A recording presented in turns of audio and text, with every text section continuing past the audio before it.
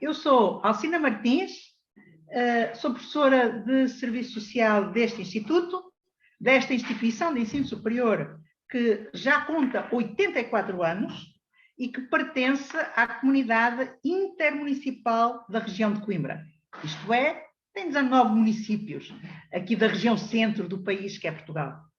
Nesta 19ª edição do mestrado em Serviço Social, no âmbito de uma disciplina do primeiro semestre deste curso, denominada Pensamento, Teoria em Serviço Social, nós convidamos professores e investigadoras em Serviço Social para as próximas 3 aulas abertas que vamos ter para se debater, entre outras questões, os grandes temas, o grande menu previsto, né, para essas próximas aulas é a de hoje, o conservadorismo e o reacionarismo, as suas repercussões no debate no serviço social, e nas próximas 2 semanas nós vamos ter outros menus. Os menus são o Serviço Social Radical nos Estados Unidos, com as professoras Cláudia Mónica dos Santos e Alexandra Eiras, ambas da Universidade Federal do Juiz de Fora. Para tratar ainda do Serviço Social Radical nos Estados Unidos, no Reino Unido, que será a 3ª aula aberta, nós teremos a professora Antoniana De Filippo, da Universidade Federal Fluminense, do campus universitário do Rio das Ostras. Então, agradecemos todos a vós que se inscreveram nesta aula aberta. Desculpem estes minutos. Nós, em Portugal, costumamos dizer que temos um quarto de hora académico. Então, a gente exercitou convosco esse quarto de hora académico. Desculpem, tá? O atraso, mas não foi possível chegar mais cedo e resolver as questões técnicas. Então, agradecemos a todos que se inscreveram nesta aula, para além dos alunos que estão aqui à nossa frente, não é? Os alunos de mestrado, que são os destinatários desta aula, mestrandas e mestrandos aqui presentes, mas como é nosso, é uma marca deste curso, é a abertura sempre, quando temos debates que queremos disponibilizar e queremos que outros possam participar, sempre nestas 19 edições, sempre nos pautamos por abrir ao público. Então, sejam muito bem-vindos e agradeço muito terem se inscrito para participar nesta sessão. Dizer de imediato que quem estiver interessado em receber um certificado de participação, por favor, manifestem esse vosso interesse no chat, indicando o vosso nome e o e-mail para vos ser enviado posteriormente o certificado. Mas chegou o momento muito prazeroso, diriam os colegas do Brasil, para nós com muito prazer, para dar as boas-vindas e agradecer muito à estimada professora Mavi Rodrigues, que aceitou o nosso convite para fazer esta primeira aula aberta sobre o conservadorismo reacionário no século XXI, no debate do Serviço Social brasileiro. Algumas referências sobre a professora Mavi. A professora é assistente social pela Universidade Federal Fluminense, é mestre em Serviço Social em 96, doutora em Serviço Social pela Universidade Federal do Rio de Janeiro.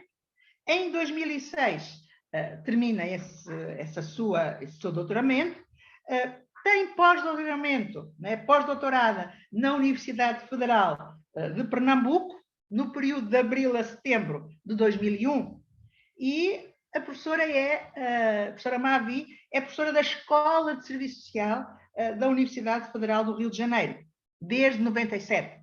Foi sua diretora de 2010 a 2014 e é investigadora do Núcleo de Pesquisas e Estudos Marxistas, NEPAM, onde coordena a pesquisa Teoria Social, Sociabilidade Burguesa e Pensamento Pós-Moderno. Realiza atualmente um outro pós-doutoramento. Quem está na investigação e que efetivamente a questão da investigação não aparece como um indicador do ranking do que se faz ou não faz a nível das plataformas internacionais, quantos artigos. Então, pela dimensão da quantificação, a professora Mavi veio para Portugal, está em Portugal, por isso estamos a beneficiar da sua vinda aqui em Coimbra, porquanto ela está a fazer um pós-doutoramento na Universidade Lusíada de Lisboa, junto do Instituto Superior de Serviço Social de Lisboa. Então, para quem não é português, é a primeira instituição que se constituiu em Portugal nos passados anos 30, em 35. Hoje está integrado numa universidade, não é o mesmo. Mas isso tem a ver com o próprio ensino, com as reformas do próprio ensino. Mas é junto dessa instituição que a professora Mavi está a fazer este segundo pós-doutoramento. É a autora de múltiplas publicações e artigos em periódicos da área sobre formação, exercícios profissionais, há mais de que um, teoria social, pensamento pós-moderno e conservadorismo. Em 2019, coorganizou com Adrianice Sousa, eu diria, permitam-me, a queridíssima Adrianice Sousa, o livro O Marxismo Impenitente de José Paulo Neto. Nem vou tecer considerações sobre José Paulo Neto, uma referência, não é do Brasil, não é da América Latina, é a nível do contexto internacional do serviço social. Então, a professora Mavi organizou com Adrianice Sousa esse livro, O Marxismo Impenitente de José Paulo Neto. E nesse livro é a autora de um capítulo sobre diálogo do serviço social com a economia política marxista. Contribuições pioneira, serviço social com a economia política marxista, contribuição pioneira da obra de Neto.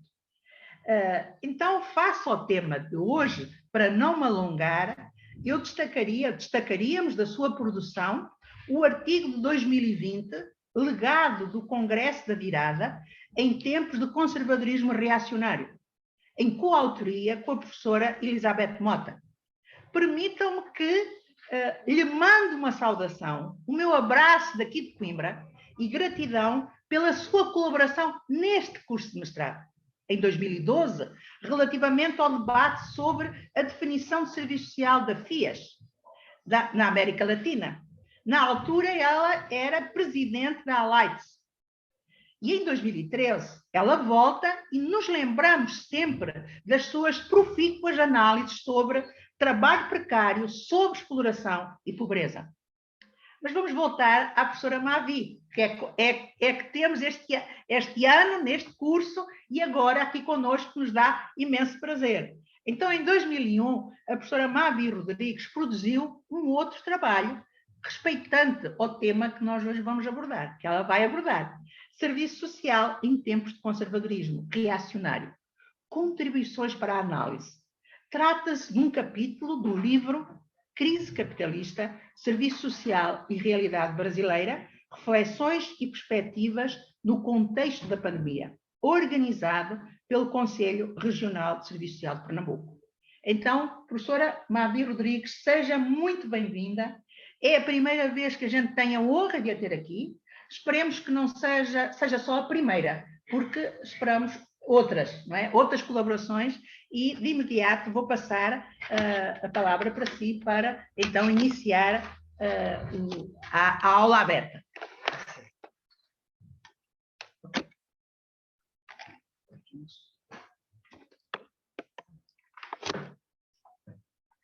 Bem, boa tarde a todas e todos aqui presentes. Boa tarde aos que estão ouvindo à distância, do Brasil ou de outras regiões que a comunicação midiática permite.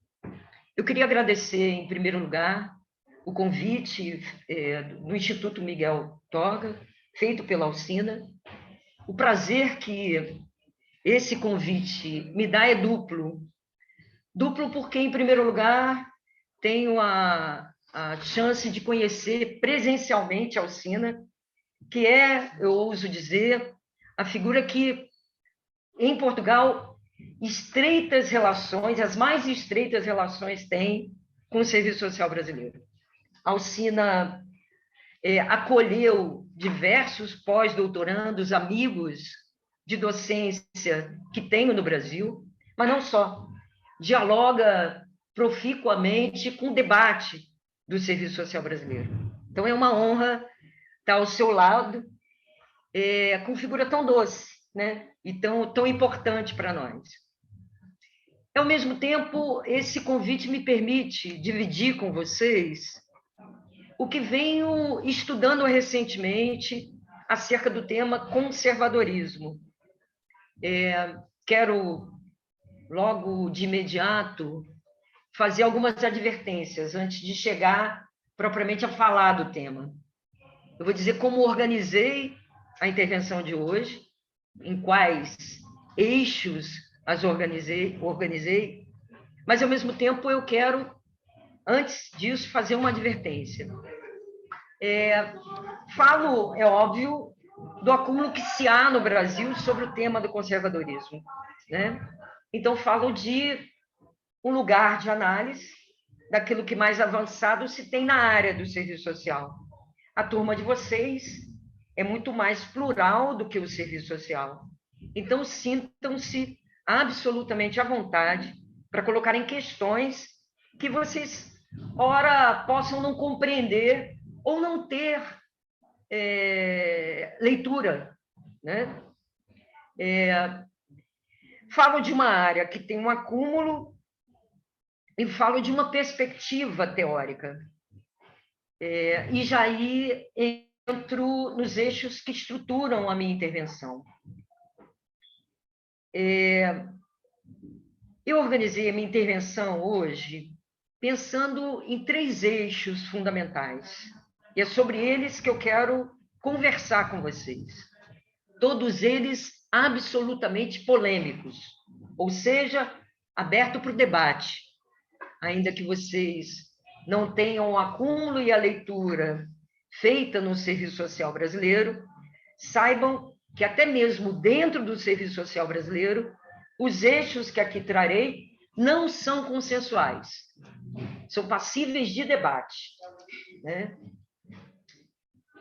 Então, eu organizei minha fala, voltando, em 3 eixos. O primeiro deles é de que eu estou convencida, e posso estar equivocada, mas eu estou convencida de que nos deparamos hoje com uma conjuntura favorável ao crescimento de um determinado tipo de conservadorismo.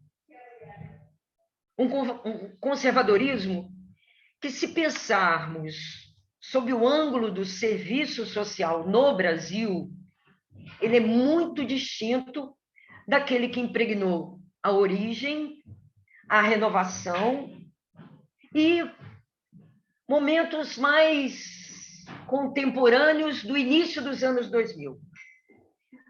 O que venho me esforçando para estudar e entender é um conservadorismo que está a exigir de todos nós, assistentes sociais, mas não só, pesquisa mais sistemática, porque se trata de um fenômeno muito recente. Um conservadorismo que ganha força a partir das 2 primeiras décadas do século XX, ou seja, que ganha força com as condições sócio-históricas abertas a partir de 2008. Por que 2008? Porque é em 2008 que nós temos a crise do subprime, que sinaliza um momento de inflexão histórica. Isso também é uma hipótese aberta para o debate, de aprofundamento das respostas do grande capital para a crise, né? E que elevam sobremaneira a ofensiva neoliberal no mundo inteiro, no centro e na periferia. Em Portugal, a política da Troika. No Brasil, as grandes ofensivas neoliberais. Mas também nos Estados Unidos, com Trump. Então, falamos de um conservadorismo de tipo novo, recente, a exigir maior estudo, e que é a expressão da ideologia de uma nova direita. uma direita radical que vai ganhando força no centro e na periferia do modo de produção capitalista. E que, por falta de uma denominação mais adequada, eu venho tratando como ultraconservadorismo. Tentarei explicar o porquê. Estou convencida que esse novo fenômeno requer uma nova denominação e porque o ultraconservadorismo talvez seja uma denominação que melhor represente essa novidade. Também tentarei explicar, que esse ultraconservadorismo é a expressão nova de algo que já vem se dando desde os anos 70 no campo das teorias conservadoras, da ideologia conservadora no mundo inteiro e que recebe o nome de neoconservadorismo. Então, o ultraconservadorismo é uma nova vertente, uma nova versão muito recente de um neoconservadorismo que se inicia com a crise estrutural do capital. Falarei sobre isso também. Então, esse é a primeira ideia central que estrutura a minha intervenção. Mas há mais duas outras. A segunda é que eu estou convencida também, posso estar equivocada, de que entender melhor esse fenômeno novo, esse ultraconservadorismo, que tem uma feição nova, só é possível a partir da massa crítica acumulada pelo Serviço Social brasileiro. E por que isso? Se trata de alguma adoração à pátria? Não, não é isso. De algum nacionalismo? Não, não é isso. É porque eu estou convencida de que no Serviço Social brasileiro nós amadurecemos a crítica ao conservadorismo. Iniciamos a crítica no bojo do movimento da reconceituação. Iniciamos uma denúncia ideológica à perspectiva conservadora, que marca a origem, em grande parte, da trajetória da profissão no mundo, na América Latina, naquilo que foi conhecido como movimento de reconceituação. Mas, se essa denúncia se inicia no continente latino-americano, ela amadurece no Brasil. É no Brasil que determinadas condições culturais, sociais, políticas permitem passar da denúncia para o enfrentamento dos fundamentos teóricos do conservadorismo.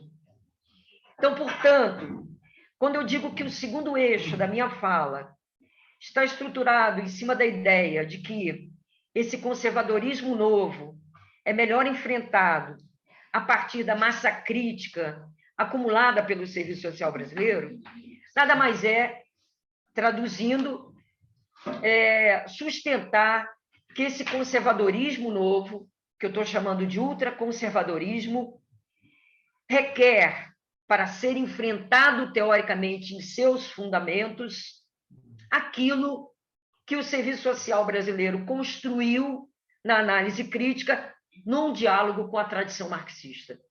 Então, eu estou falando de uma determinada perspectiva teórica.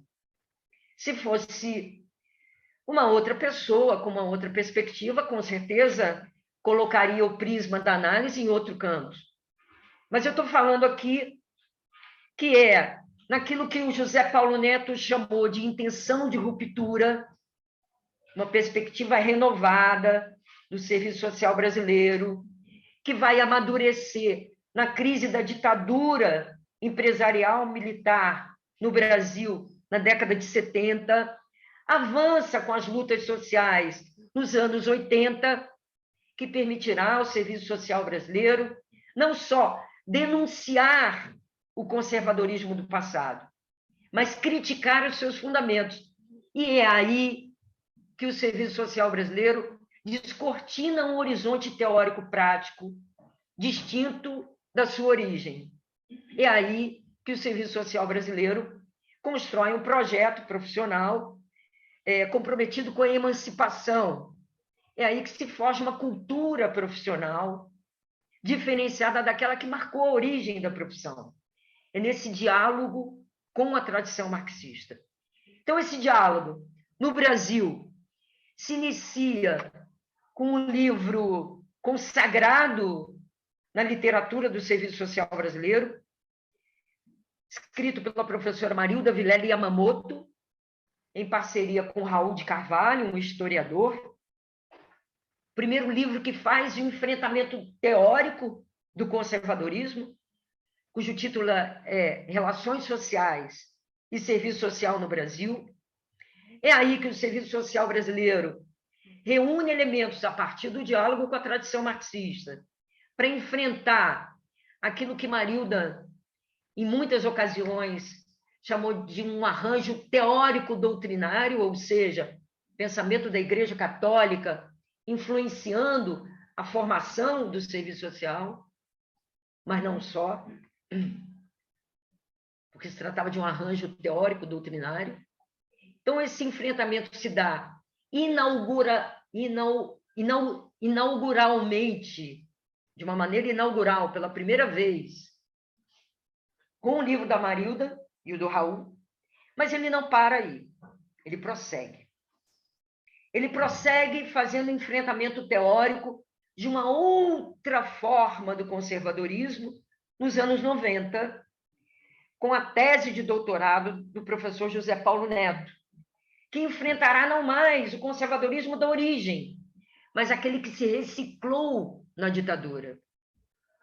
Aquele que se apresenta não mais com a influência da Igreja Católica, mas que se renova através do estrutural funcionalismo de Parsons, numa perspectiva que ele chamou de modernização conservadora, ou através da fenomenologia, numa outra perspectiva profissional que ele chamou de reatualização do conservadorismo.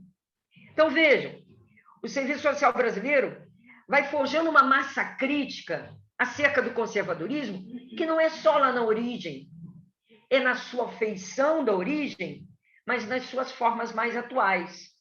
Mas não para por aí. O próprio professor José Paulo Neto, em um artigo que ficou também consagrado no debate do Serviço Social brasileiro, foi aquele em que ele, buscando entender o serviço social nas transformações contemporâneas do capital, nos anos 90, é um artigo de 96, foi publicado na Serviço Social e Sociedade, número 50, sob o título Transformações Societárias e Serviço Social, enfrenta uma outra forma de conservadorismo, que é o conservadorismo pós-moderno. Polêmico, não? Chamar o pós-modernismo de esquerda, um pós-modernismo que luta pela cidadania, que aposta na construção de um outro mundo como conservador, pois os argumentos estão lá, né? Mostrando a incompatibilidade da cultura pós-moderna, ainda que de esquerda, ainda que representada por um intelectual de peso como Boaventura de Souza Santos, na contramão da cultura que o Serviço Social brasileiro construiu. E não para por aí. Isso prossegue num livro que é a publicação de uma dissertação de mestrado da professora Josiane Santos, intitulado Conservadorismo Pós-Moderno e Serviço Social, onde ela, aproveitando das argumentações, aprofundando as argumentações de Neto, mostra como esse conservadorismo pós-moderno, pretensamente de esquerda, fere a tradição marxista que informou uma nova cultura profissional, uma cultura profissional progressista e moderna. É aí que há a colisão. O pós-modernismo acaba levando água no moinho do conservadorismo, porque não só critica o marxismo, mas também não incorpora valores da modernidade que são civilizatórios. Um deles, por exemplo, a questão da laicidade da vida social. E acaba levando água à cultura conservadora, que impregnou origem e trajetória da profissão. A gente pode dizer que essa massa crítica também prossegue, não com o mesmo fôlego, a exigir ainda maiores estudos, não com a mesma quantidade, digamos assim, de publicações, mas ela prossegue até a atualidade. Foi recentemente publicada uma tese em e-book pela Universidade Federal de Pernambuco, uma tese do Jamerson Anunciação de Souza, um professor da Universidade Federal da Paraíba, que, adensando, enriquecendo a massa crítica do serviço social brasileiro, frente a outras expressões do conservadorismo, chega a fazer uma crítica àquela tradição anglo-saxã, em língua inglesa, que se dá em torno, que se articula em torno da tese da sociedade do risco. Então, nós encontramos aí um avançar da crítica do serviço social brasileiro ao conservadorismo, relativo àquele que aparece em Ulrich Beck e Anthony Giddens. Sei que esses dois autores são muito divulgados e incorporados em toda a Europa, mas não só. Foram também incorporados no Brasil, sobretudo nos governos do PT, com uma reestruturação da assistência social e, portanto, rebatem esse conservadorismo, rebate no serviço social brasileiro via políticas sociais. Ainda temos que estudar mais a fundo esse conservadorismo que é muito recente. Falo das administrações do PT que se encerraram através de um golpe midiático, jurista, né, das forças de extrema-direita que abriram espaço para a extrema-direita no Brasil em 2015. Então, um conservadorismo muito recente, né?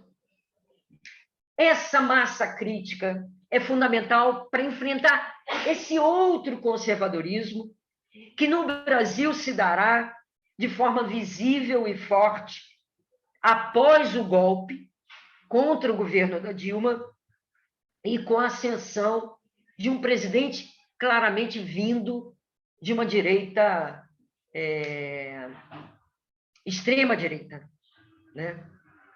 Então, esse conservadorismo que chega ao Brasil, mas atenção, é um fenômeno internacional, porque ele se expressa nos Estados Unidos com Trump, ele se expressa na Hungria com Orbán, ele se expressa na França com a Marine Le Pen, mas não só. A extrema-direita briga no seu interior para ver quem efetivamente será a sua liderança, né? Se expressa em Portugal através do Chega, ou na Espanha através do Vox. Então, trata-se de um fenômeno internacional, mas muito recente. Ele se dará pós-2008. Eu vou tentar falar um pouco disso um pouquinho mais na frente, quando tratar dos determinantes, né? Tem o cá para mim, isso é uma janela de pesquisa,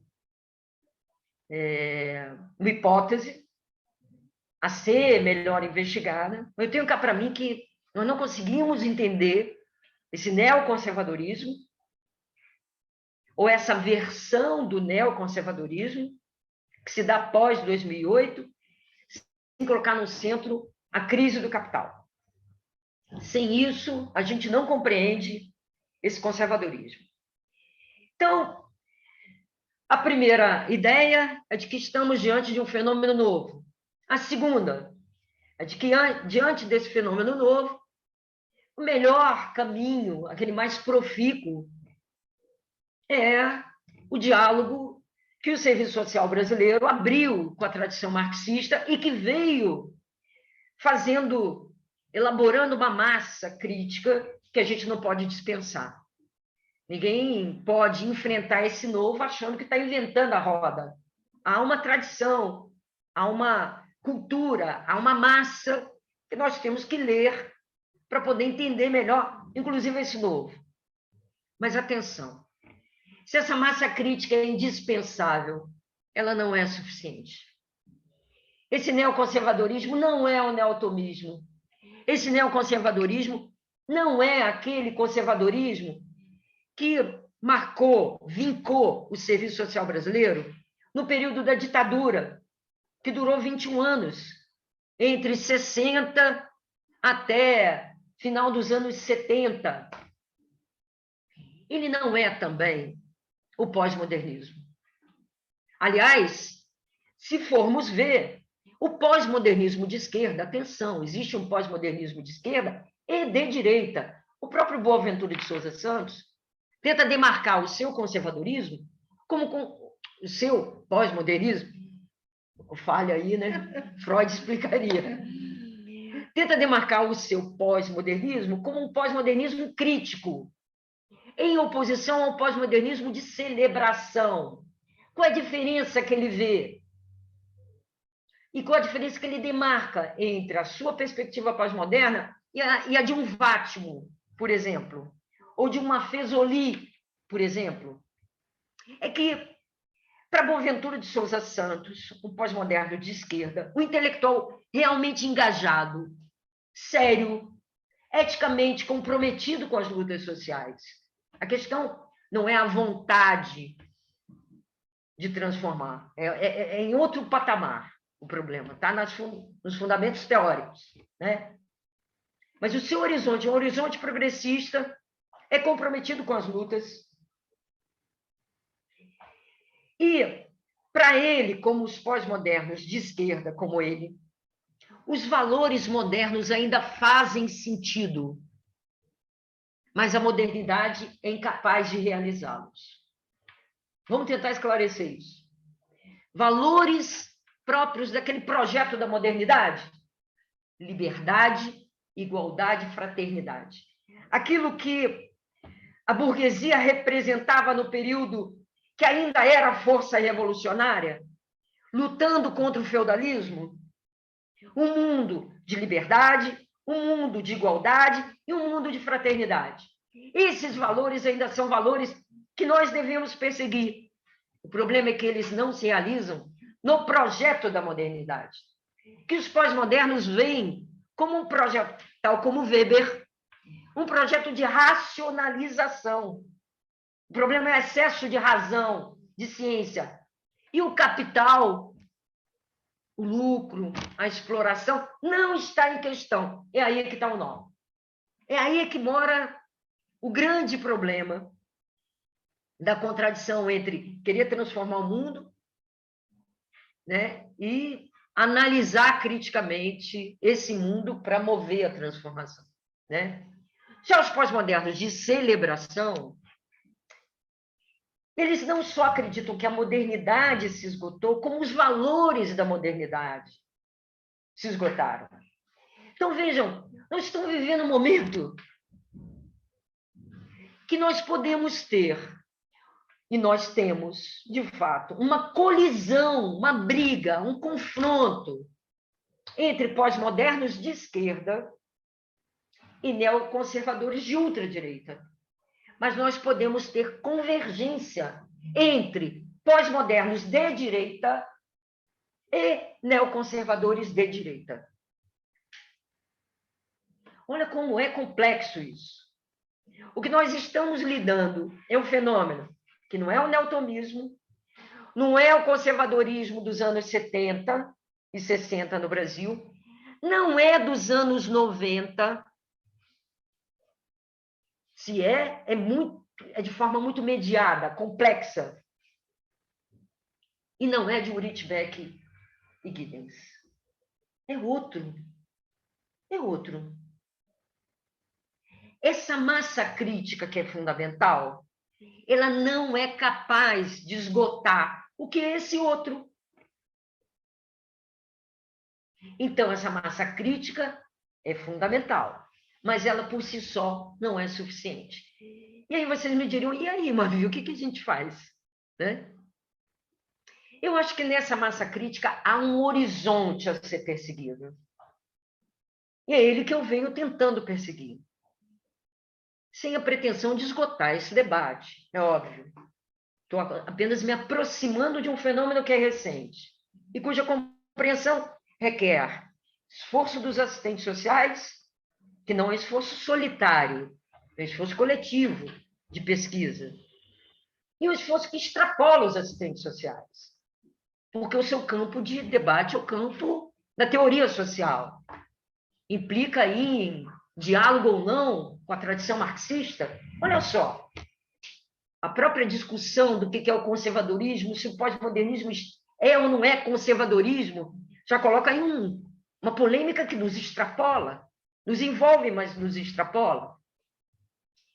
Mas há um horizonte de análise nessa massa crítica que permite adensá-la. Então, qual é a saída? A saída é tomar essa massa crítica como fundamental, mas não como suficiente. E enriquecer essa massa crítica. Mas enriquecer como? A partir do horizonte de análise que ela abre. E falo especificamente aqui de um horizonte que é aberto no serviço social brasileiro, a partir de um diálogo com a obra de Georg Lukács, um marxista que ousou renovar o marxismo através daquilo que ele chamava de ontologia do ser social, que nada mais é, assim o leio, pode ser que leio erroneamente, mas é assim que o bebo, nada mais é do que acentuar a ortodoxia do método. Ou seja, Lukács dizia, o Marx pode estar errado em tudo, mas uma coisa é certa, o método. O método é que nos enriquece. É o método que vai fazer com que o marxismo se aproprie, compreenda, se aproxime, problematize fenômenos que Marx não viu. Então, ele permite encharcar de historicidade as categorias, ele exige a formulação de novas categorias, ele exige que compreendamos a massa acumulada, mas que não nos satisfaçamos só com ela. E o método é o caminho, o método é o horizonte de análise. É ele que permitirá a gente considerar tudo o que foi de afirmação de Marx, mas, ao mesmo tempo, ver o que há de acertado. Né? E aí, eu quero dividir com vocês o que venho caminhando nesse horizonte, a partir, me parece, de dois planos da riqueza do diálogo com Lukács na crítica à cultura conservadora, que estão no serviço social. E aí eu quero fazer referência a um livro onde esses elementos estão, que é o livro da Leila Neto, companheira do professor José Paulo Neto, e que tem um livro sobre o conservadorismo clássico. Atenção, esse livro não é importante porque ele se volta para um momento do conservadorismo. Se vocês notarem, eu aqui estava falando da massa crítica do serviço social brasileiro, mostrando, ilustrando como o conservadorismo tem múltiplas faces. Ele teve uma face com a presença do pensamento católico na origem, e ele aparece com outra. Parsons é um autor sofisticado. Cientificamente falando, né? Não dá para dizer que ele é doutrinário. Pelo menos ele perseguia a ciência. Era um cientificista, né? Wright Mills dirá, você pega o livro do Parsons, que é enorme, e se você olhar direitinho, aquele livro que é um catatal de várias páginas, vão se reduzir a pouquíssimas páginas, porque ele tem pouco a dizer. Mas é um teórico obstinado pela ciência, um cientificista, um positivista, mais robustecido, mais fortalecido por uma nova onda do positivismo após a crise de 29, seus efeitos na sociedade norte-americana, seu conservadorismo. Ele tenta juntar Weber com Durkheim. Ele tenta construir, né, uma teoria estrutural do todo, né, como soma das partes, não é a totalidade, para enfrentar a influência da tradição marxista que começa a entrar nos Estados Unidos. Então, era uma resposta conservadora ao marxismo que entrava na universidade, pós-crise dos anos 30. Por isso, ele é a expressão de um neopositivismo, um novo positivismo, que tenta atualizar o positivismo para um período histórico diferente. Então, atenção, a face desse conservadorismo não é igual à dos outros, como não é igual do Giddens, como não é igual a do Maffezoli, como não é igual a do Boaventura. Então, o conservadorismo é um fenômeno de múltiplas faces. O conservadorismo, na sua origem, com Burke, tem características que vocês não encontrarão num pensador claramente conservador, que nesse livro da professora Leila é corretamente chamado de um conservador clássico. Emílio Durkheim, fundador do método sociológico. Por que Burke e Durkheim têm características distintas? Ora, não se pode dizer que o apelo à visão teocrática do mundo, da religião, forte em Burke, tem o mesmo peso em Durkheim. Não tem. Atenção, Burke é um irracionalista. Ele critica a razão. Olha o que o Durkheim faz. Vai tentar construir uma ciência base de uma razão. Razão miserável. Razão empobrecida. Razão não dialética. Razão que vai ser criticada por um discípulo de Lukács, brasileiro, chamado Carlos Nelson Coutinho, num livro que é fantástico, O Estruturalismo e a Miséria da Razão. Então, vejam, a professora Leila, nesse livro, consegue abrir esse cenário num diálogo com Lukács, que é de mostrar que o conservadorismo é um fenômeno multifacetado, tem múltiplas faces. Primeiro, ela demonstra que o conservadorismo não é diferente do senso comum, da forma como a gente usa a palavra conservador, algo próprio no nosso dia a dia, que significa preservação. Eu conservo coisas da minha infância, memórias, gostos, tradições familiares. Eu preservo. Isso todos nós temos. Esse sentido de preservar o que gosta, preservar o que admira. Conservadorismo, de que trata Lukács, é um fenômeno da sociedade burguesa moderna. Ele se dará pós-Revolução Francesa, numa reação aristocrática. Burke é o seu fundador. Logo após a Revolução Francesa, é uma reação à perda dos privilégios da nobreza. Mas atenção, esse fenômeno que é multissecular, ele começa lá. E nós estamos falando que ele está aqui, não é? Ele é multifacetado. Ele não tem a mesma face. Existe um pensador português, não sei se eu vou lembrar totalmente do nome dele, eu tenho umas falhas de memória que vocês me desculpem. Ele é muito ele é um divulgador do pensamento conservador hoje. Ele é um professor, acho que da Católica, em Lisboa.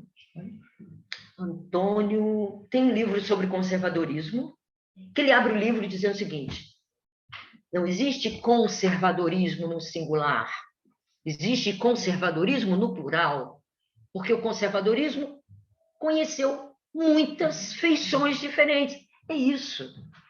Isso que é admitido por um divulgador do conservadorismo, é isso que a gente tem que ter claro. Esse fenômeno que é próprio da sociedade burguesa moderna não é próprio do homem, como algo insuperável. É sócio-historicamente produzido a partir da sociedade burguesa moderna, com claro sentido antirrevolucionário. Burke se insurge contra a Revolução Burguesa, mas atenção, porque ela fazia ruir os interesses aristocráticos. Se insurge contra a Revolução Burguesa por seu caráter democrático. E buscava restaurar a ordem perdida. Então, esse conservadorismo que surge assim, evolui. Em Durkheim, a perspectiva, a função do conservadorismo não será mais restaurar a ordem, mas reformar a ordem. O conservadorismo será um elemento fundamental às políticas sociais, de legitimação da ordem. Então, o conservadorismo muda com a história, nas suas características e na sua função. Antes, uma concepção antirrevolucionária tout court, né? No grosso. Depois de 1848, esse é um marco, quando o movimento operário surge como um sujeito potencialmente revolucionário, portador de um projeto distinto da burguesia. Vejam, nós estamos falando de fatos históricos. A burguesia até então, junto com o povo, o terceiro estado, lutavam contra o feudalismo. Quando a burguesia se torna uma classe conservadora, os seus interesses não são mais aquele projeto da modernidade, a liberdade, a igualdade, a fraternidade. Esse projeto fica agora a cargo do proletariado. A burguesia é incapaz agora de representar o novo. Então, pós-1848, esse conservadorismo que antes era antirrevolucionário tout court, no grosso, se torna antirrevolucionário proletário. É a revolução proletária que é temida, não é a revolução, é a revolução de caráter proletário. Daí defender a ordem, reformando, buscando a legitimidade, a coesão. Daí Durkheim, no seu estudo contra a anomia. É um outro conservadorismo, que serve a outro propósito, a depender da luta de classe. Então, o que o Lukács nos dá? Que está lá no livro da professora Leila. Um horizonte que é o seguinte, se a gente tiver que sintetizá-lo. O conservadorismo é um fenômeno multissecular, multifacetado, que muda as suas características e o seu papel a depender da luta de classes. A depender da luta de classes, ele terá características distintas e ele cumprirá um papel distinto, sempre preservando a ordem. Porque Burke preservou a ordem, e Durkheim também, mas com mediações distintas, características distintas. Porque o conservadorismo é uma resposta ao avanço do movimento operário. É isso que está lá no livro. Não é porque ela trata do conservadorismo agora, é o caminho. Mas eu diria mais. Há um outro elemento que está lá no livro e que não salta aos olhos para quem não tem algum conhecimento de Lukács ou alguma proximidade. Para quem tem, isso aparecerá. O Lukács nos permite entender como o conservadorismo pode se pôr pós-1848 numa perspectiva irracionalista e racionalista, de ataque à razão, mas também de defesa da razão. Existe uma categoria em Lukács, que a professora Leila trabalha nesse livro, que se chama Decadência Ideológica da Burguesia. Uma categoria que foi formulada por Marx, mas que é retrabalhada, aprofundada, de modo mais sistemático por Lukács. Para entender o quê? Ora, a obra do Lukács é uma ciclópica enorme, vasta, crítica à cultura burguesa, sob o ponto de vista marxista. Ele vai de Hegel até os anos 70, com a sua ontologia do ser social. Ele passa pela filosofia, pelas teorias sociais, ele vai para além da Alemanha, ele enfrenta um conservadorismo irracionalista e, ao final da vida, racionalista. Mas também, no conjunto da sua vida, há uma racionalidade positivista que marcou o marxismo através do stalinismo. Então, através da sua categoria, decadência ideológica da burguesia, ele nos permite analisar mais por dentro que o conservadorismo pode ter, nas suas expressões teóricas burguesas, uma feição irracionalista própria da filosofia da existência, né? Filosofia da vida, fenomenologia, mas pode ter também uma cara racional, como Durkheim, que é um pensador racional, como Parsons, que é um pensador racional, né? Então, você pode ter duas feições de um fenômeno que é alimentado por uma negativa. Que negativa é essa? É a mesma. A burguesia, depois de 1848, essa tese está lá em Marx e Lukács aprofunda, depois de 1848, ela perde a capacidade de uma elaboração teórica do todo e do devir. O seu horizonte teórico decresce, daí o nome decadência, cai. O conservadorismo nada mais é do que o resultado dessa queda. Mas por que cai? Porque existe uma tese em Lukács que ele vai trabalhar na destruição da razão, que é uma tese simples, materialista histórica. Parece simples, que é a seguinte: não existe teoria e filosofia inocente. Como assim? Nenhuma filosofia, por mais abstrata que pareça, coisa da cabeça, nasce sem condições sócio-históricas que lhe permitam. Então, atenção, olha aí. Nenhum conservadorismo neofascista como o de agora nasce sem as condições sócio-históricas que o permitam. Nós temos que entender o que permite esse fascismo de agora, esse neofascismo. É isso. O que permitiu o Durkheim, que não era irracionalista? O que permitiu Maffezoli? O que permitiu nascer as ideias de Burke? O que permite nascer as ideias de um Bolsonaro, de um Trump? Então, não há filosofia abstrata, descolada da vida material. Nada mais é do que a aplicação, não sei se o nome correto é esse, fica parecendo injeção, né? Mas o uso, talvez, da perspectiva materialista de Marx.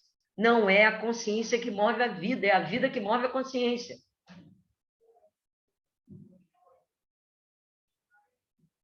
E, se a gente quiser, seguindo lá a ideologia alemã, tem uma tradução que eu acho lindíssima, que é a ideia de que qualquer ideia está fadada, está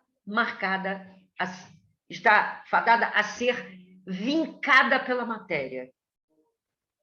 Qualquer ideia terá o selo da matéria, das condições sócio-históricas.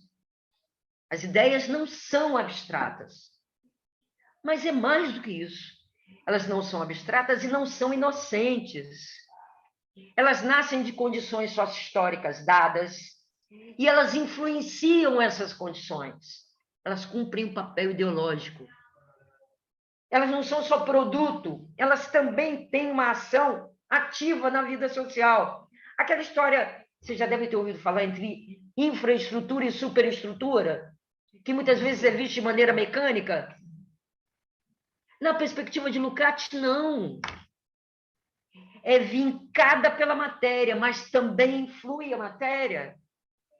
Conta para o seu destino, pesa na vida material, nas lutas políticas. Então, atenção. Olha esse caminho duplo. Para poder entender o neoconservadorismo de hoje, que tem características filofascistas, eu tenho que olhar as condições sociohistóricas, mas também para entender como ele influi nessas condições. Qual é o seu significado? Qual o significado que cada filosofia tem na luta de classes? Aí, o Lukács está dizendo para nós que não só não existem teorias e filosofias abstratas, como não existem teorias e filosofias neutras, ainda que os seus autores digam que estão elaborando teorias neutras. O papel que elas cumprem, muitas vezes, extrapola a boa intenção dos seus autores. Em bom português, não sei se em Portugal é assim, mas em bom português do Brasil, isso significa que, de boa fé, boa vontade, boa intenção, o inferno está cheio. E a gente não tem que analisar o autor por aquilo que ele pretende. Ah, ele quer contribuir com determinada coisa? Não, mas a sua teoria acaba dando o contrário do que ele pretendeu. Então, é esse o caminho. O que eu tenho trilhado, tentando seguir esse caminho, para poder entender as características desse conservadorismo novo e o papel que ele cumpre. As características e seus determinantes históricos, né? Porque aí é que está um elemento da matéria que explica em grande parte como esse conservadorismo é e como ele se porta, o que ele pretende, que papel ele cumpre. Eu vou aqui, deixa eu ver que horas são, o que eu tenho, porque eu quero... Eu quero ouvi-los também, quero dialogar com vocês. Como eu disse, isso aqui é tudo polêmico. E é um esforço de aproximação. Acho que a contribuição que posso dar para vocês ou para os alunos pós-graduandos do Brasil é abrir janelas de pesquisa, né? Acho que é isso que pode alimentar, é isso que alimenta o trabalho docente, e é isso que pode alimentar o exercício com qualidade, o exercício com criticidade, poder problematizar o real, né? Do qual a gente faz parte, no qual a gente está situado. Então, o que eu tenho conseguido avançar que permitem caracterizar esse conservadorismo ou dar os traços mais elementares da sua feição particular. É isso. Sem pretensão de esgotar, quais são os traços mais particulares que diferenciam esse conservadorismo das versões anteriores e quais são os determinantes para essas características que permitem, então, a gente imaginar, projetar um papel que ele venha cumprindo, né, o seu significado na luta de classe. Eu diria que os traços mais elementares das características gerais desse neoconservadorismo, que eu tenho chamado de ultraconservadorismo, e é aí que eu vou explicar por que ultraconservadorismo, são o seguinte. O primeiro deles é que esse neoconservadorismo ele é resultado de um híbrido, de uma mistura sincrética de muitas correntes conservadoras distintas e até colidentes.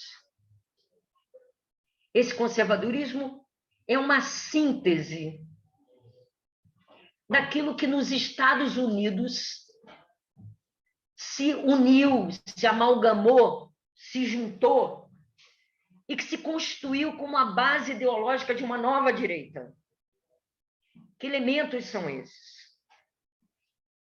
São três principais os elementos que vão formar esse conservadorismo já na sua origem teórica lá nos Estados Unidos, entre os anos 60 e os anos 70. E aí é que a gente chama de o nascimento do neoconservadorismo, né?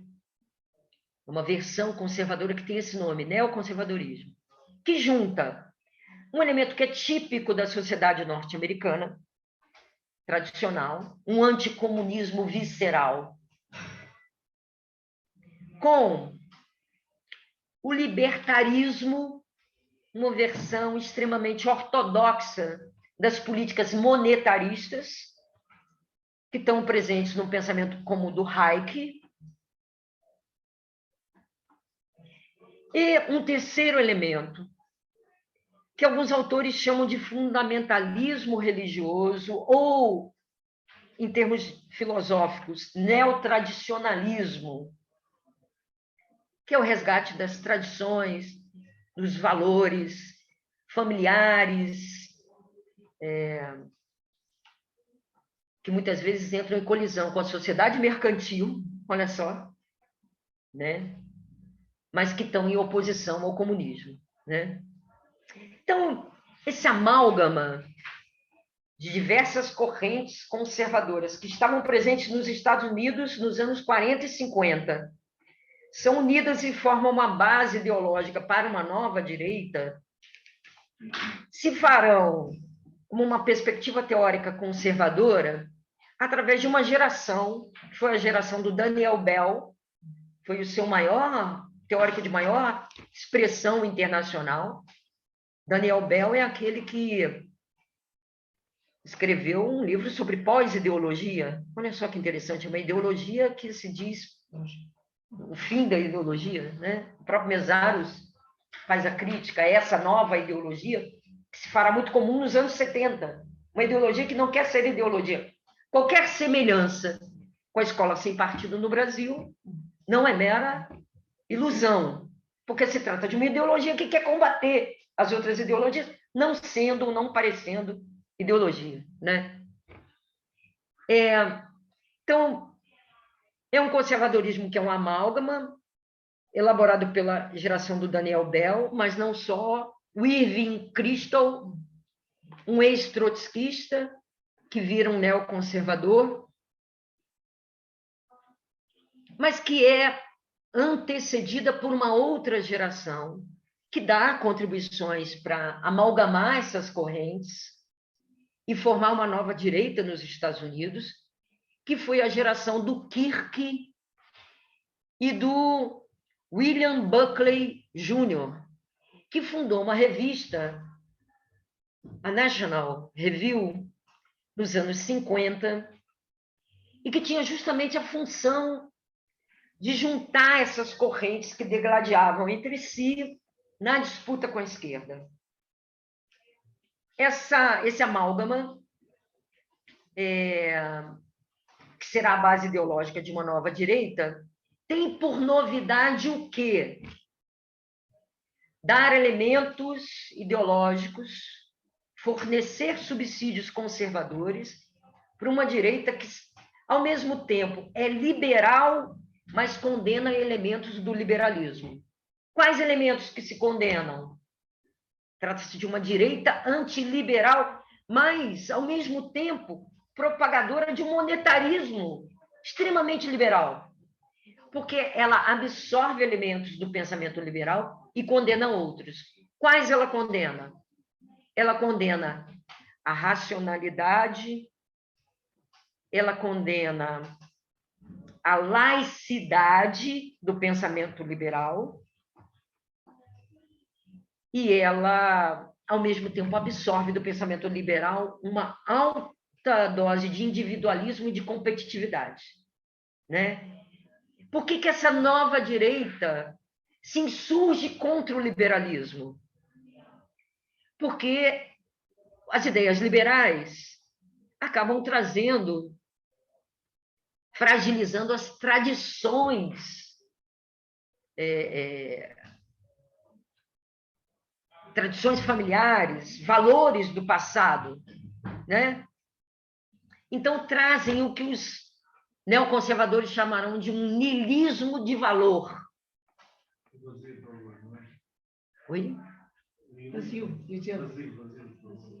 Sim. Então, é um vazio de valor, né? As pessoas agora não respeitam mais a tradição. Agora as pessoas têm seu pensamento próprio, têm seus gostos, têm, né, a sua ética. Então, orientação sexual, exatamente, que enfraquece a família tradicional. É isso. Então, o liberalismo é condenado moralmente porque ele não cria coesão, tradição, obediência a regras, a hierarquias, e acaba enfraquecendo a família tradicional. Bem, trata-se, portanto, desse conservadorismo, que é um híbrido de diversas correntes conservadoras e que tem um segundo componente. Ele é um conservadorismo claramente reacionário. Não à toa se volta a venerar, praticamente, Burke, né? Estudo de Burke, a importância de Burke, hoje vem à tona com uma força incomensurável. Por quê? Porque é um conservadorismo que não só tem orgulho de se dizer conservador, de promover ideias conservadoras, mas um conservadorismo reacionário, de conteúdo aristocrático, de um conteúdo antimoderno, de um conteúdo religioso. Então, não é um retorno a qualquer elemento do conservadorismo do passado, mas é um que lembre o seu momento originário, né? As ideias de Burke estão em evidência porque se trata de um conservadorismo que quer voltar ao passado claramente, porque é um conservadorismo que quer afirmar a importância da religião. É um conservadorismo que critica a razão. É um conservadorismo que quer dar espaço para as tradições, que quer fazer da religião, de novo, um elemento mediador das relações sociais, importante na atuação do Estado. Vejam, falo, sobretudo, de um país que, tendo à frente um presidente da extrema-direita, colocou como ministra, né, a Damares. Ainda é, infelizmente, ainda é. Hã? Não é lá da igreja, não sei o quê. Sim, sim, mas cuja política pública, no que tange ao tratamento da sexualidade do adolescente, preconiza, né, a virgindade, preconiza o culto da virgindade, né? Ou de uma cultura no tratamento das crianças que demarca justamente, né, o que seria do homem e o que seria da mulher, né? Então, uma cultura baseada na heteronormatividade, muitas vezes com elementos claramente machistas, misóginos, e na política social voltando a elementos regidos por uma determinada concepção religiosa, né? Evitar a primeira vez para não ter filho, evitar a primeira vez para não contrair doenças sexualmente transmissíveis, é hoje que se preconiza como uma política de Estado, né? Então, esse conservadorismo, o seu segundo elemento característico, é só claro conteúdo reacionário e, eu diria, filofascista, né? Favorável a ideias fascistas. Nós estamos falando de um conservadorismo que abertamente preconiza coisas que tem um claro conteúdo de ideias, que tem um claro conteúdo racista, homofóbico, misógino, que potencializa o ódio, que preconiza o ódio, e faz isso sem pudor, faz isso sem vergonha, faz isso para se autoafirmar.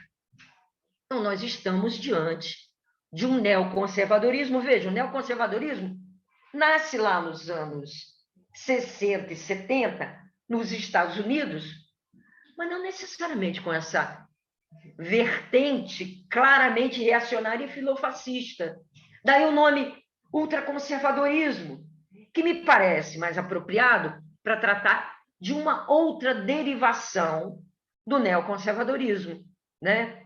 Nós estamos diante de pensadores, se é que a gente pode dizer isso, porque decai teoricamente aqueles que divulgam essas próprias ideias, mas estamos diante, por exemplo, não de autores como um Kirk, não de autores como um Christo, nós estamos diante de autores como um Olavo de Carvalho.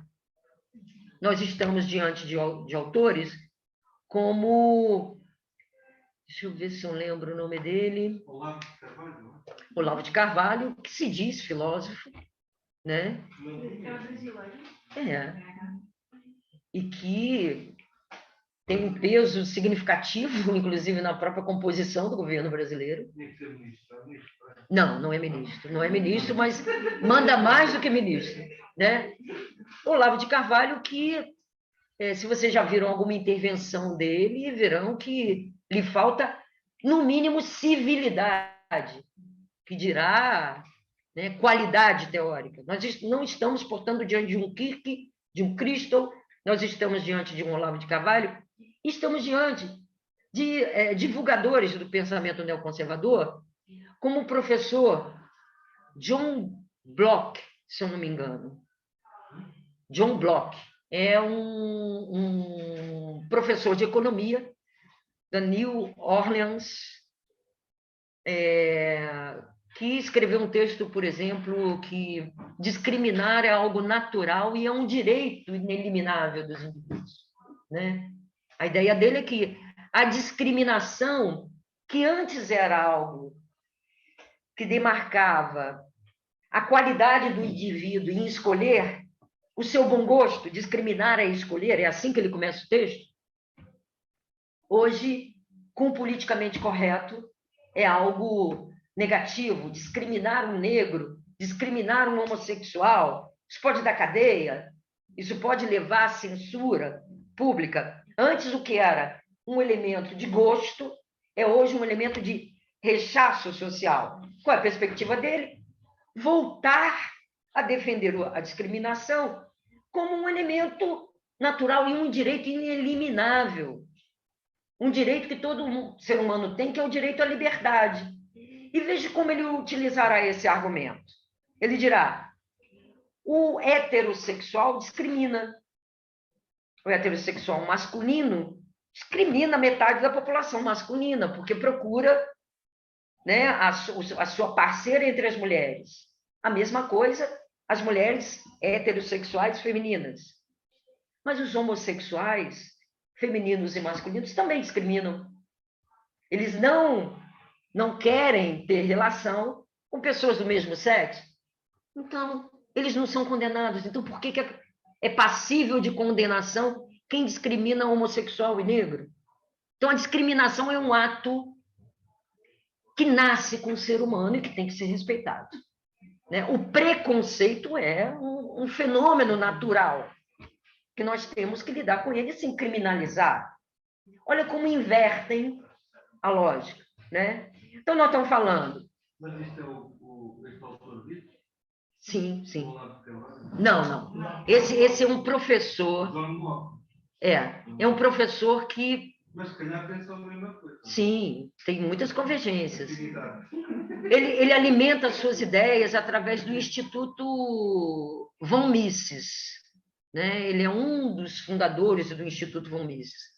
Grande parte... O Estado brasileiro vai nisso, não é? Nessas teorias de patrocínio, Sim, divulga, promove, né? Todas as falas do presidente são nesse sentido, né? Nem que sejam contrárias ao bom senso, não é?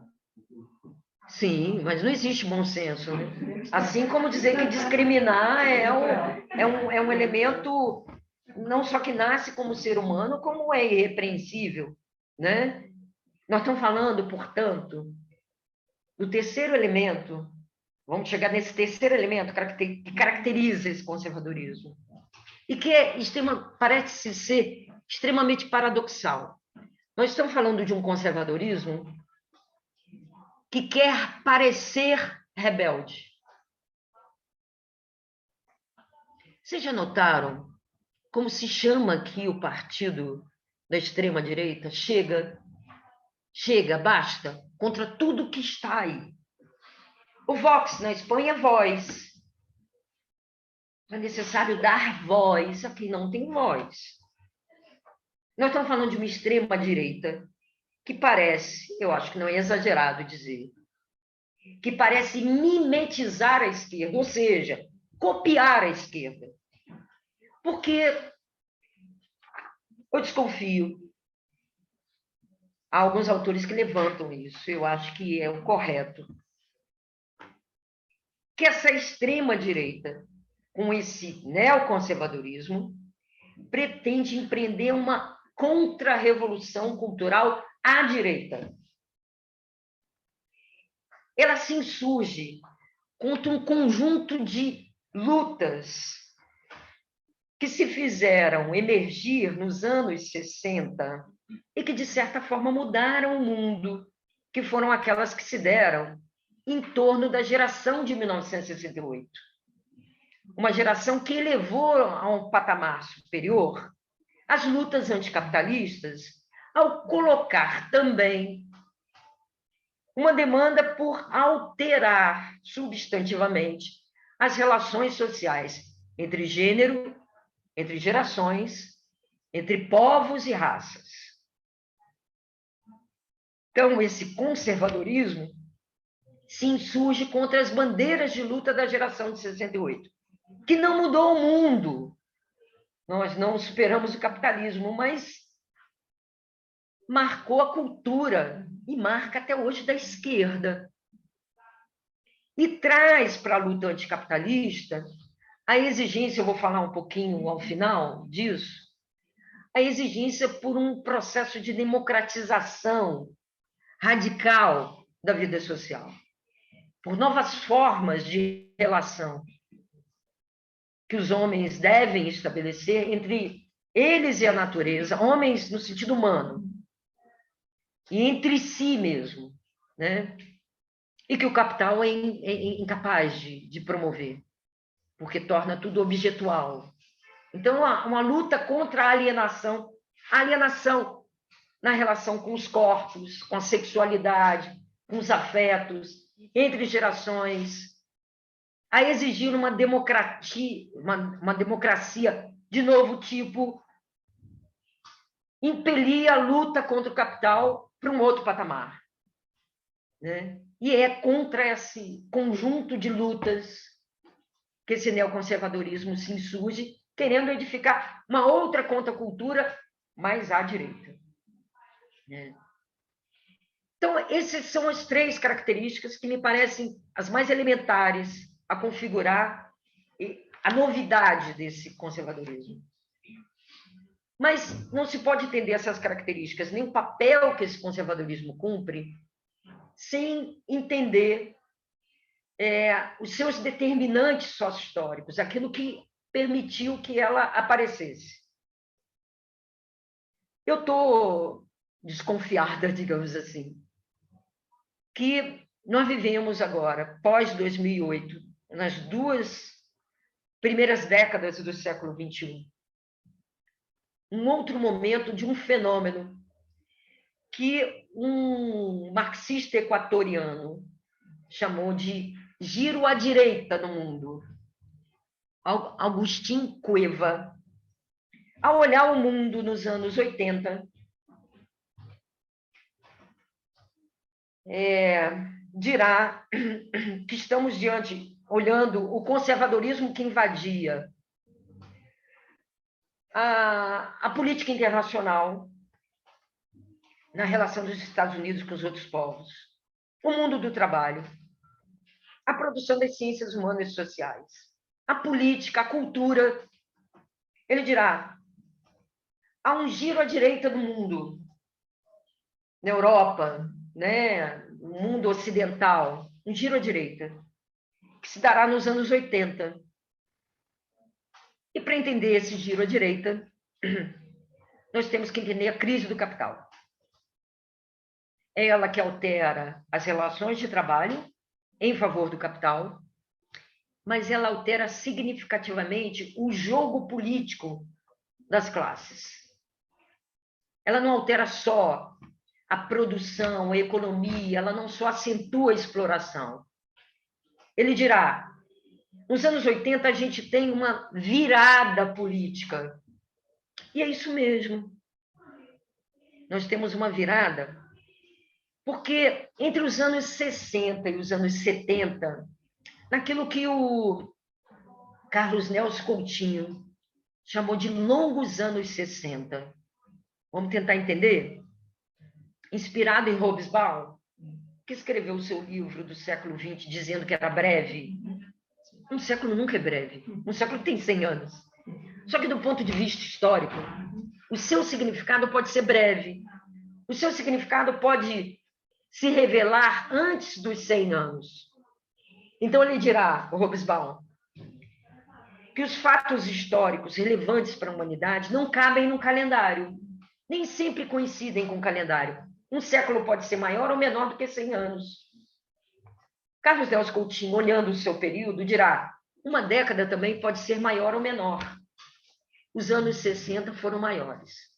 Eles começam em 50,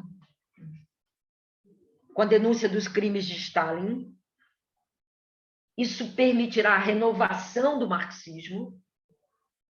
Imaginem, depois de 56, não só se difunde um marxismo mais arejado, não mais fechado na perspectiva stalinista, autores até então discriminados pelo comando central stalinista, né? Como, por exemplo, Gramsci, Lukács, Lefebvre, um marxista não ortodoxo, extremamente criativo, passam a ser lidos, divulgados, mas também a pesquisa marxista se amplia, a discussão do cotidiano, a discussão da arte, da questão urbana, a economia política avança, Ernest Mandel, a história com Hobsbawm.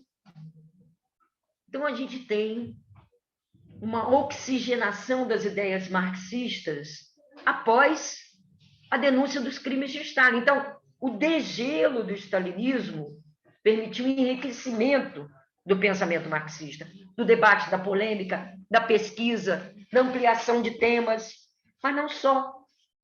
Também das práticas políticas revolucionárias alternativas, que buscavam uma forma de revolução diferenciada da que ocorreu na Rússia.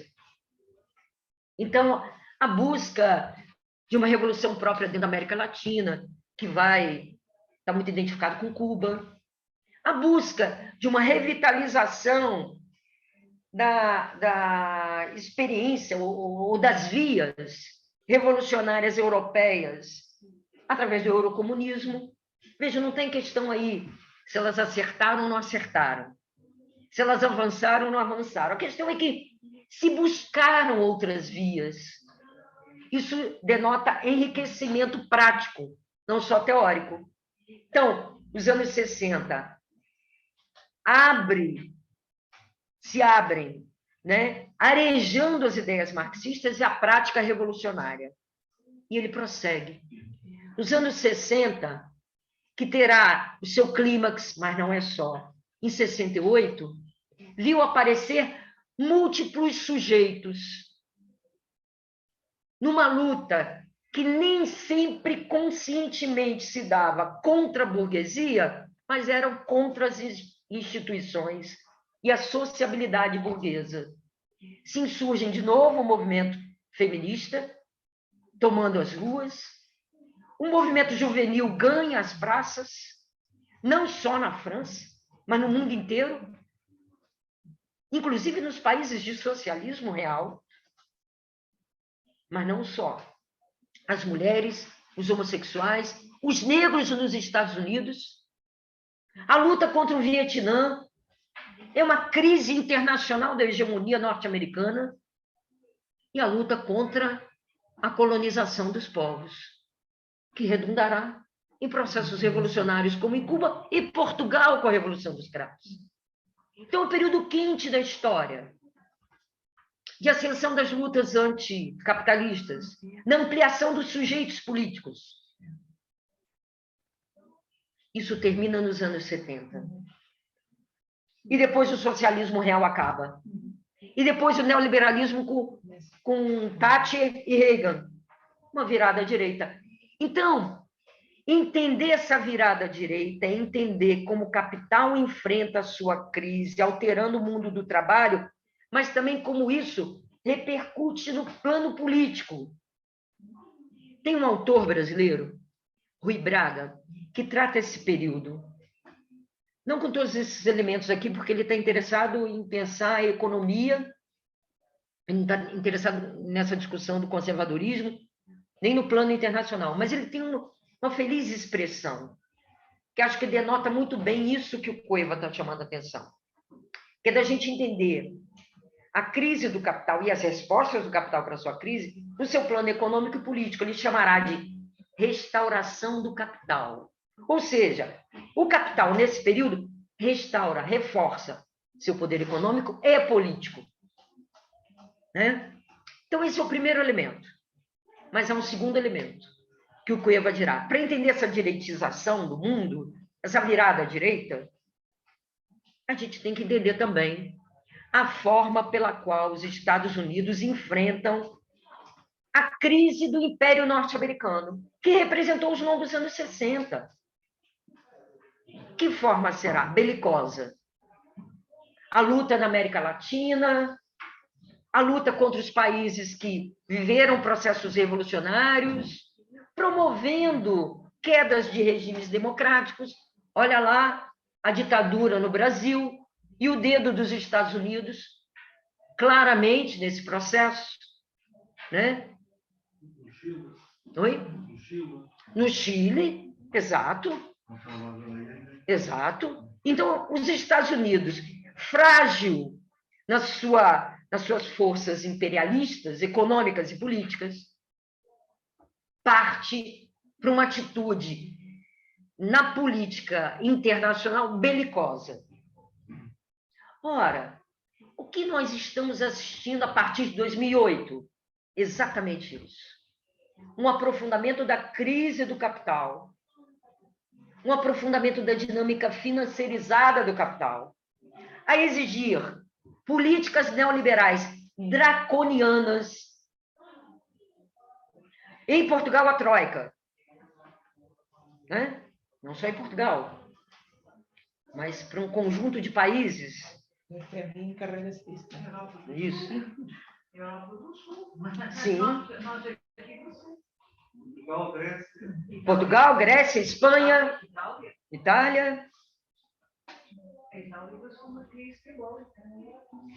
Restaurar as taxas de lucro que caem, é isso em 2008, significa avançar mais sobre o trabalho, mais além, com o uso das TICs, tecnologias, né, de comunicação, na produção e nas relações sociais, redundando em maior precarização, cuja expressão mais clara está naquilo que alguns autores chamam de uberização do trabalho, o trabalho por plataformas. Mas não é só isso. É o uso das TICs para o controle, para a produção, para aumentar a exploração e para precarizar. Então, a reestruturação produtiva, aquela mudança no mundo do trabalho, não acaba ali. Ela tem uma segunda rodada após 2008. Mas não só. Também temos uma segunda ofensiva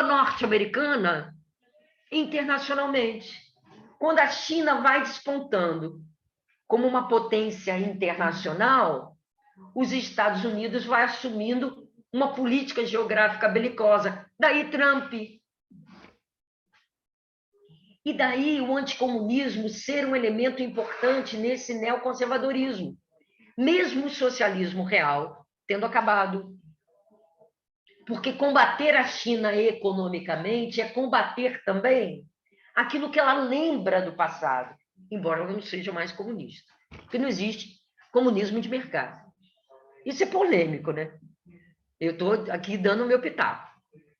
Mas ainda que não seja, alguns dirão, então é pior ainda, né?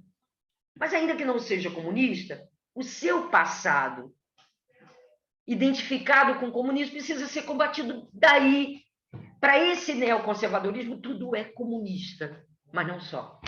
É necessário fazer uma contra-revolução reacionária àquele cenário que se erigiu lá nos longos anos 60. Eles não deram em revolução, uma revolução econômica, uma revolução política, mas deram uma revolução cultural. Então, acabar com essa cultura é um dos elementos, né? É um dos elementos. Eu acho que é aí que estão dados os elementos para poder pensar como ela surge e para pensar o seu papel. Eu só vou terminar dizendo o que eu acho que é o papel desse conservadorismo reacionário.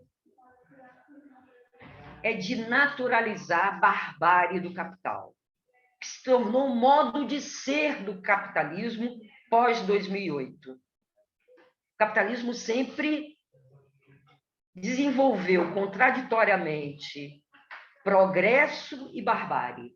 Se a gente pegar a acumulação primitiva, está aí, né?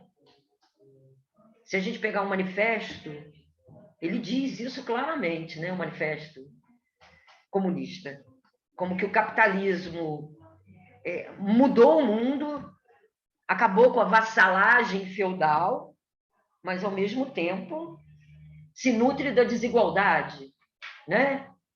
Instaurou a liberdade entre os homens do ponto de vista formal, mas se alimenta da desigualdade, da exploração. Exato. Então, sempre houve no capitalismo progresso e barbárie. O mesário dirá, com a crise estrutural do capital dos anos 70 para cá, a dinâmica da acumulação do capital se alterou. Ela vai se tornando cada vez mais destrutiva. Então, cada vez mais, o seu horizonte é a barbárie. Em última instância, a gente pode dizer, aquelas conquistas civilizatórias que os oprimidos, os trabalhadores, impuseram para serem reconhecidas, hoje são óbices ao valor, ao acúmulo de capital. Então, para que civilização? Para que progresso? Para que iluminismo? Para que democracia? Né?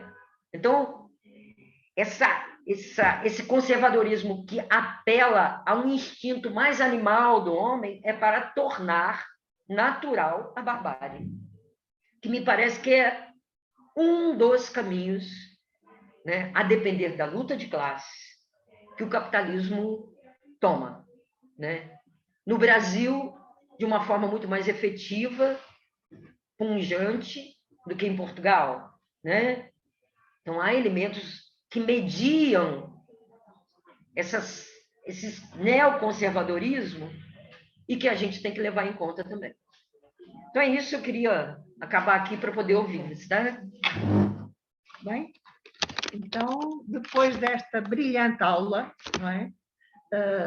Eu não sei se nós estamos um pouquinho quase em cima do tempo para fechar, mas foi um momento precioso, diria, não é?